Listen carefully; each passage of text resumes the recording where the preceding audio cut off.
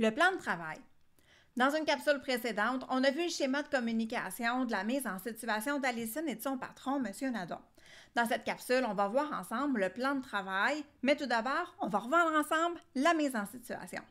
Alors, on a Alison, qui est secrétaire chez Promax Limité. Elle connaît bien ses clients, qui l'affectionnent particulièrement, et elle a une excellente relation avec son patron, qui dit qu'elle est une perle. On a M. Nadon, qui est le patron de Promax Limité. C'est un boss en or qui est toujours à l'écoute. Il dit que sa porte est toujours ouverte et il est gentil avec ses clients. Alison demande à M. Nadon à être en télétravail 2 jours par semaine. M. Nadon accepte la demande de télétravail, mais il va avoir besoin d'une personne à l'accueil quand Alison va être en télétravail. Il fait donc publier une annonce pour trouver un commis à l'accueil.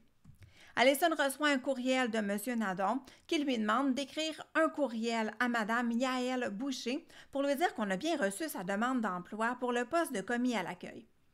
Il faut lui dire que son dossier va être étudié et qu'on va lui donner des nouvelles sous peu. Il faut aussi lui dire qu'on va communiquer seulement avec les personnes dont la candidature va avoir été retenue. Il faut penser à la remercier aussi pour son intérêt envers notre entreprise.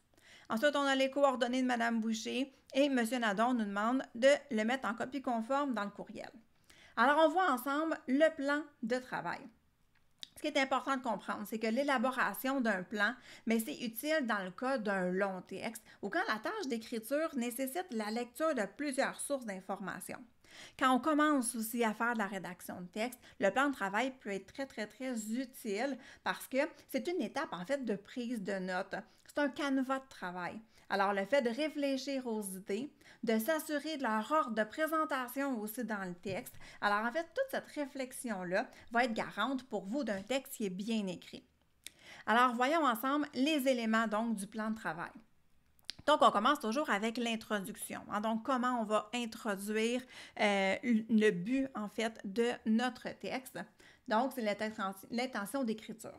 Alors ici, on pourrait écrire qu'on accuse réception de la candidature pour le poste de commis à l'accueil et qu'on remercie Mme Boucher pour l'intérêt envers notre entreprise.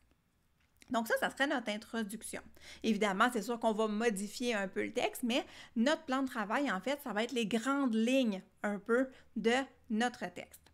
Ensuite, on a le développement. Donc, dans le développement, on aura des idées principales et des idées secondaires. Les idées principales, en fait, ce sera des phrases qui résument les informations importantes pour expliquer un sujet, tandis que les idées secondaires vont compléter les idées principales avec des précisions, des explications détaillées ou des exemples. Il faut comprendre aussi qu'une idée principale et une idée secondaire qui est facultative va nous donner un paragraphe dans notre texte, que ce soit une lettre administrative ou que ce soit un courriel ou une note, peu importe le type de texte.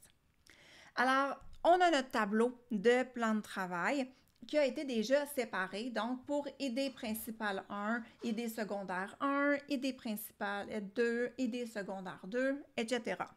Donc, dans l'idée principale 1, on a noté que son dossier sera étudié et dans l'idée secondaire 1, on a écrit qu'on va lui donner des nouvelles sous peu. Donc, ça veut dire que ces deux informations-là, donc idée principale 1 et idée secondaire 1, se retrouveront ensemble dans le même paragraphe quand on fera notre rédaction de texte. Ensuite, l'idée principale 2, on écrit qu'on va contacter uniquement les personnes dont la candidature aura été retenue et on n'a pas d'idée secondaire 2. Ensuite, bien là, on pourrait avoir idée principale 3, idée secondaire 3, idée principale 4, idée secondaire 4. Donc, tout dépendant le nombre de paragraphes que vous allez avoir besoin dans votre lettre ou votre courriel, tout dépendant de ce que vous avez à faire comme rédaction. Ensuite, on aura évidemment la conclusion. Donc, la conclusion, ce sera un résumé de ce qui aura été écrit, par exemple, dans le développement. Ça pourra être un souhait et on pourra inclure une phrase de salutation aussi, ou la phrase de salutation peut être à l'extérieur aussi de la conclusion, donc après. Alors ici, bien, on va remercier encore une fois Mme Boucher pour l'intérêt envers notre entreprise et on va la prier de recevoir nos meilleures salutations, par exemple. Donc ça, c'est une phrase de salutation. Alors voilà, donc c'est comme ça qu'on peut créer un plan de travail.